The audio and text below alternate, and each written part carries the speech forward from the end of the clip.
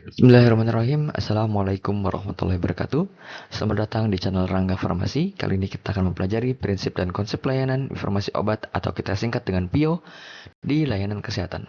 Serta peran PIO dalam mendukung komite farmasi dan terapeutik. Kita singkat dengan KFT. Mari kita lanjut slide selanjutnya. Di sini mari kita mulai dengan mendefinisi apa itu PIO. PIO itu adalah layanan esensial yang dilakukan oleh apoteker untuk menyediakan informasi obat yang akurat, terkini, dan tidak bias kepada berbagai pihak, termasuk tenaga kesehatan profesional, pasien, dan masyarakat umum. Layanan ini bertujuan untuk memastikan bahwa setiap obat digunakan dengan cara yang paling aman, efektif, dan rasional. Tujuan utama PIO adalah yang pertama, memastikan penggunaan obat yang aman. Yang kedua, meningkatkan efektivitas pengobatan. Dan ketiga, mendorong penggunaan obat yang tradisional. Oke, di sini semua termasuk ke dalam peran apoteker. Kita lanjut.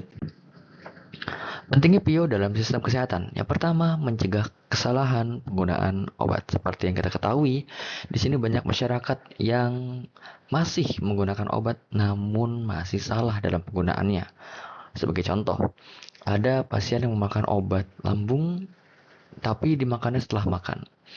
Seharusnya obat lambung dimakan sebelum makan. Lalu setelah itu ada juga pasien-pasien yang misalnya makan obat antibiotik yang harus 5 hari, namun dalam 3 hari dia sudah stop obat. Hanya karena dia merasa, oh saya sudah sehat, makanya dia stop obat itu.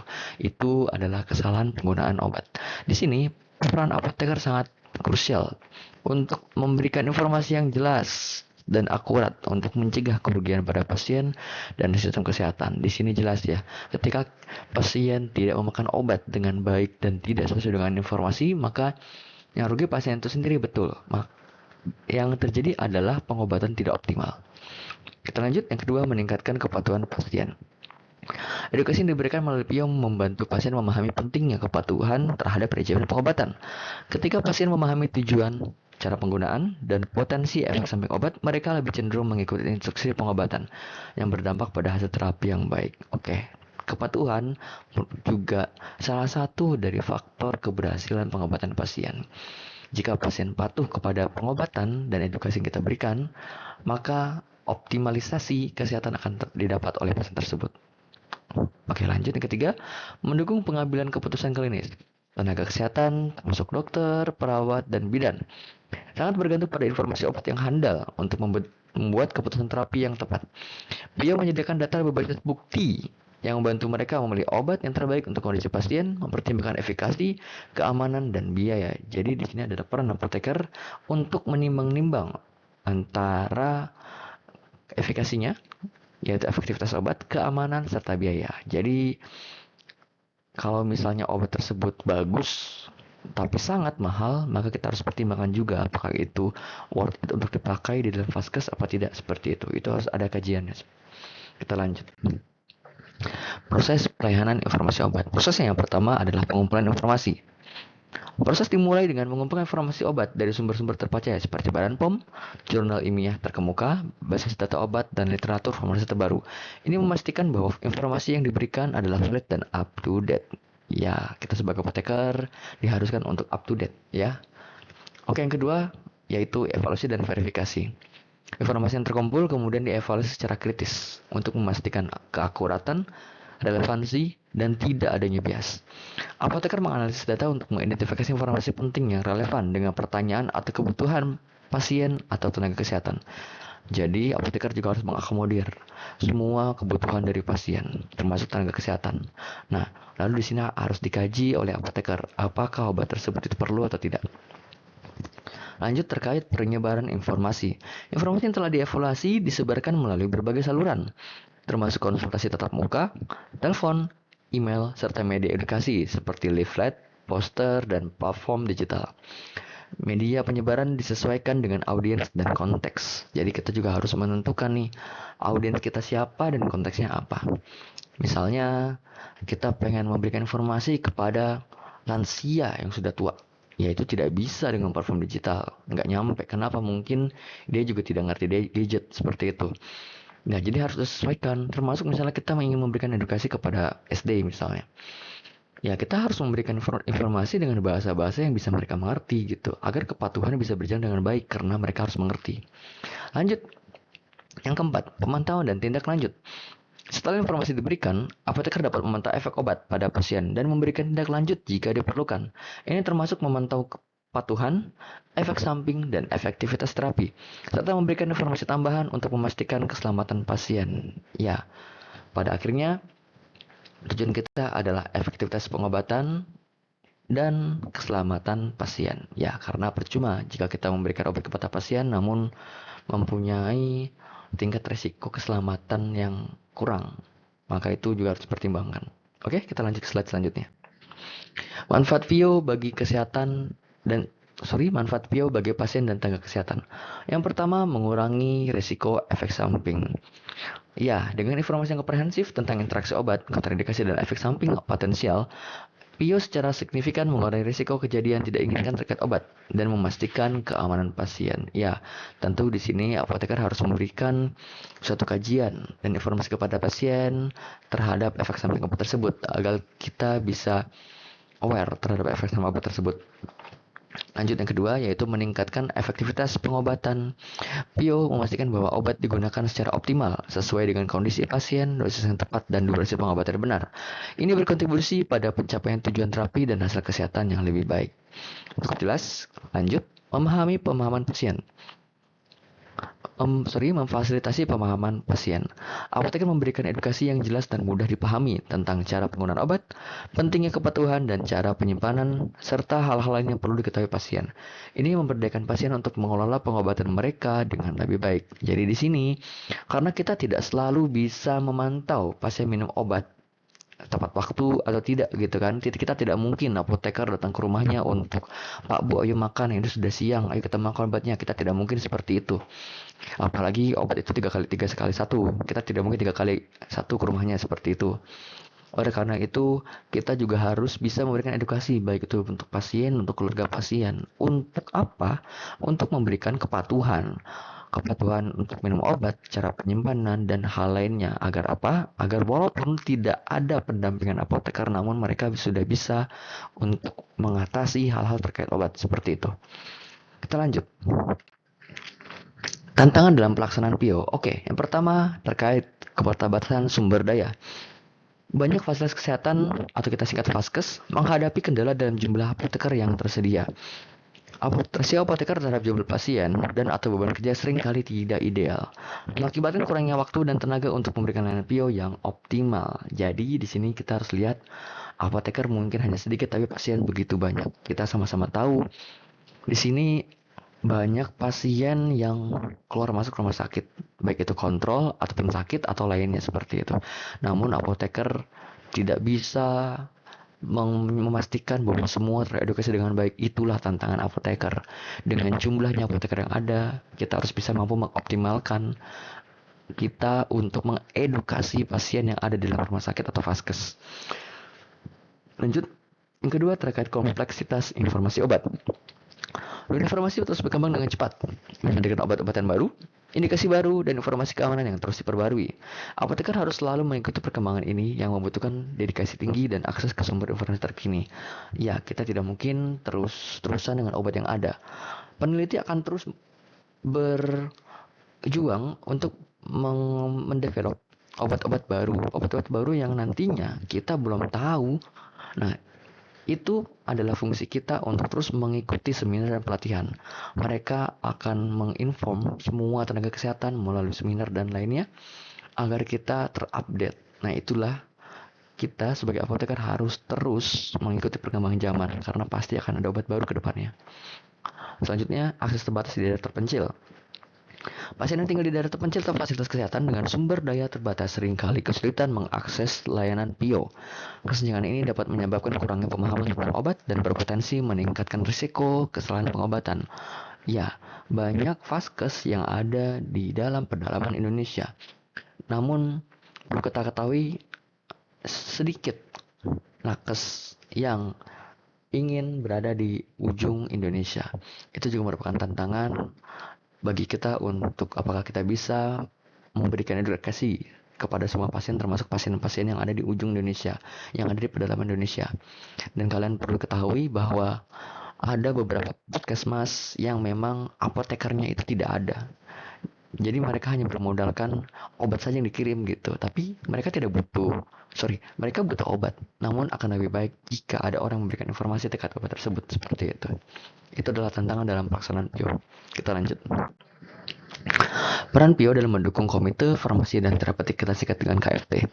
Yang pertama adalah menyediakan data valid. Di sini PIO menyajikan data dan informasi obat yang akurat serta berbasis bukti untuk mendukung KFT dalam penyusunan formularium obat sakit. Perlu kita ketahui yang menyusun formularium di rumah sakit adalah komite farmasi dan terapeutik. Nah, di sini isinya itu ada orang apoteker dan memang kumpulan juga dengan dokter. Di situ membahas tentang obat-obat saja apa saja yang beredar di dalam rumah sakit dan dijadikan formularium. Tentu obat-obat itu yang harus mendukung tentang regimen-regimen dan terapi pasien yang dibutuhkan oleh rumah sakit tersebut. Ini juga mencakup terkait informasi efikasi, keamanan, farmakokinetik, dan farmakoekonomi obat. Lalu selanjutnya memberikan rekomendasi obat. Berdasarkan analisis informasi obat, apoteker melalui PIO memberikan rekomendasi kepada KFT terkait pemilihan obat yang paling tepat, aman, efektif, dan ekonomis untuk digunakan di fasilitas tersebut, termasuk mempertimbangkan ketersediaan dan profil risiko manfaat. Di sini juga harus ada kajiannya. Apoteker harus mengkaji apabila ada obat baru yang masuk, apakah itu bermanfaat atau malah justru banyak resikonya, dan itu harus dikaji sebelum dipakai kepada pasien. Lanjut. Membantu evaluasi penggunaan obat. Di sini PIO untuk KFT dalam melakukan evaluasi penggunaan obat. Kita singkat dengan EPO dan mengkaji kebijakan terapi yang berlaku. Data dari PIO dapat digunakan untuk mengidentifikasi area yang memerlukan perbaikan, seperti penggunaan obat yang tidak rasional atau efek samping yang sering terjadi, serta merumuskan intervensi yang efektif. Kita lanjut. Contoh implementasi PIO mendukung KFT. Yang pertama, kontribusi dalam rapat KFT. Apoteker secara aktif berpartisipasi dalam rapat KFT, menyajikan tinjauan literatur, analisis data, dan informasi terbaru terkait obat-obatan. Kemudian apoteker memastikan bahwa keputusan KFT didasarkan pada informasi yang lengkap dan terverifikasi seperti perbandingan efektivitas dan biaya antara dua obat serupa. Jadi, seperti tadi saya bilang di awal, misalnya ada obat antibiotik yang mau masuk, itu obatnya sangat mahal, tapi dia berefek. Nah, apakah kita perlu obat tersebut gitu kan? Karena harus dibandingkan juga antara biaya dengan efektivitasnya, juga dibandingkan dengan antibiotik yang lain. Jadi, antibiotik mana nih yang lebih baik digunakan gitu? Apakah yang A atau yang B? Apakah yang lama atau yang baru, seperti itu. Jadi, itu yang akan kita berikan rekomendasi ke KFT, dan KFT akan menerbitkan formularium dari tersebut. Lanjut, pengembangan materi edukasi. Berdasarkan keputusan dari rekomendasi KFT, tim PIO dapat mengembangkan materi edukasi seperti leaflet, brosur atau poster untuk pasien dan tenaga kesehatan. Materi ini seringkali mencakup informasi tentang obat-obatan baru, perubahan program terapi, atau cara penggunaan obat yang spesifik seperti panduan penggunaan insulin bagi pasien diabetes. Jadi, di sini seperti yang kita ketahui, kita memberikan PIO tidak hanya kepada pasien, namun juga kepada tenaga kesehatan. Nah, berarti di sini cakupan kita cukup luas ya. Jadi tidak hanya kita mengedukasi pasien, kita juga harus memberikan edukasi juga kepada nakes.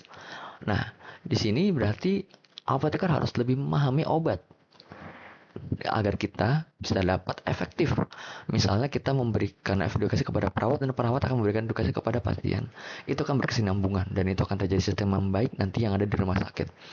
Lalu terapi misalnya seperti penggunaan insulin bagi pasien diabetes. Ya, karena tidak semua orang paham mengenai cara penggunaan insulin pen, maka kita sebagai apoteker harus memahami hal tersebut dan kita harus mengedukasi kepada pasien dan juga kepada teman-teman yang lainnya, misalnya kepada perawat yang tadi saya bilang. Kenapa? Karena kita tidak standby. Nah, jika pasien ketemu dengan perawat bisa mengajari pasien cara penggunaan insulin pen. Dan ini juga berlaku untuk obat-obat lain, misalnya inhaler atau lainnya, seperti itu. Lanjut, pemantauan penggunaan obat. PIO terlibat dalam pemantauan penggunaan obat di fasilitas kesehatan, termasuk pelaporan efek samping obat, ESO. Kalau monitoring kita sebut dengan MESO. Dan analisis data penggunaan antibiotik. Hasil pemantauan ini kemudian diserahkan kepada KFT sebagai bahan evaluasi untuk merumuskan kebijakan yang lebih baik. Misalnya merevisi daftar antibiotik, prioritas untuk mengurangi resistensi. Iya, jadi kasus resistensi itu juga sudah digaungkan di kalangan nakes seperti dokter. Nah, pasti ada kajiannya. Misalnya pasien tersebut sudah resistensi terhadap amoxicillin, maka dokter harus mengkaji ulang apakah amoxicillin ini perlu kita stok lagi di dalam rumah sakit atau tidak. Jadi itu ada kajiannya gitu. Jadi jika sudah resisten mungkin harus mengganti obat gitu dengan yang lebih baik lagi seperti itu agar efektif dan tidak ada terjadi kesalahgunaan pemberian obat. Kita lanjut. Oke, studi kasusnya. Jadi yang pertama, di Apotek Nia Mataram. Di studi menunjukkan bahwa 97% pasien, oke cukup besar, pasien menerima informasi mengenai waktu penggunaan obat. Oke, misalnya makan obat 3x1 setiap pagi, siang, dan malam. Namun ditemukan bahwa informasi terkait efek samping obat dan dosis penggunaan masih perlu ditingkatkan. Ini mengindikasikan bahwa meskipun apoteker telah memberikan informasi dasar, cakupan informasi yang diberikan belum sepenuhnya komprehensif untuk menjamin penggunaan obat yang aman dan efektif. Oke, ini cukup jelas bahwa apoteker yang standby di apotek tersebut itu hanya memberikan keterangan waktu minum obat. Namun banyak dari pasien yang tidak terinformasi terkait efek samping. Maka ini menjadi concern kita ya, bahwa kita juga harus mengedukasi pasien bahkan sampai ke efek samping obat, dosis dan lainnya. Kenapa? Agar pasien-pasien mencapai keamanan obat, mencapai keoptimalisasikan penyembuhan obat seperti itu gitu kan. Itu adalah peran apoteker. Terbukti bahwa apoteker di sini ada tantangan harus bisa memberikan edukasi kepada semuanya dan semua keterangan. Lanjut di RSUD Kota Mobagu. Pelayanan PIO di RSUD Kota Mobagu dilaporkan belum sepenuhnya sesuai dengan standar yang ditetapkan, yaitu di Permenkes 72 tahun 2016. Penemuan ini menyoroti perlunya peningkatan dalam aspek-aspek seperti ketersediaan sumber daya informasi, pelatihan apoteker, dan implementasi SOP untuk PIO. Peningkatan kualitas PIO di rumah sakit akan berdampak langsung pada keselamatan pasien dan efektivitas terapi. Oke, cukup jelas ini mengenai kepatuhan terhadap Permenkes. Kita lanjut. Oke, kesimpulannya adalah PIO memegang peranan sentral dalam memastikan penggunaan obat yang aman, efektif, dan rasional. Dengan memahami prinsip dan konsep PIO, serta peran krusial apoteker dalam mendukung komite farmasi dan terapeutik, kita dapat bersama-sama membangun sistem kesehatan lebih baik. PIO adalah kunci penggunaan obat aman. PIO adalah fondasi untuk penggunaan obat yang bertanggung jawab, menjaga kesalahan, dan meningkatkan hasil kesehatan pasien. Ini ada peran apoteker di dalamnya. Lalu, apoteker juga mempunyai peran sebagai mitra strategis KFT. Peran apoteker dalam PIO sangat strategis, menyediakan informasi penting yang mendukung keputusan KFT dan kebijakan terapi. Di sini tentunya banyak apoteker yang harus aktif di dalam KFT ya. Selanjutnya, peningkatan berkelanjutan. Diperlukan investasi dalam sumber daya, pelatihan berkelanjutan, dan akses yang lebih luas agar PIO dapat mencapai potensi penuhnya.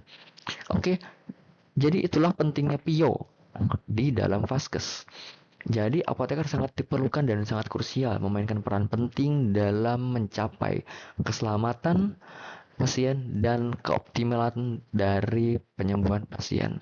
Tentunya apoteker di sini juga harus terus belajar, harus terus mengupdate ilmu agar kita bisa lebih mantap dalam memberikan edukasi kepada pasien. Oke, jadi mari bersama tingkatkan kualitas PIO demi kesehatan, keselamatan, dan kesejahteraan pasien. Oke, that's end of my slide. Itu aja yang dapat saya sampaikan terkait kuliah kali ini. Jadi, jika ada komentar terkait mata kuliah, sampaikan di dalam kolom komentar. Itu saja, terima kasih. Wassalamualaikum warahmatullahi wabarakatuh.